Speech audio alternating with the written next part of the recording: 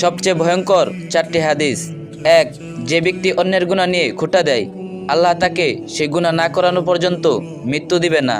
তিরমিজি 2505।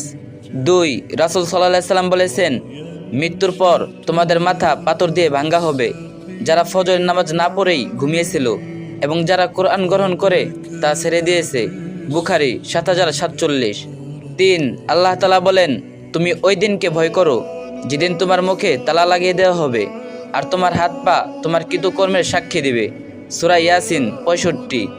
4, আমি ইচ্ছে করলে সবাইকে হেদায়েত দান করতে পারতাম, কিন্তু আমার এই কথা অবশ্যই সত্য যে আমি মানুষ এবং জিন দ্বারা জাহান্নাম পূর্ণ করব। সূরা সাজদা 13।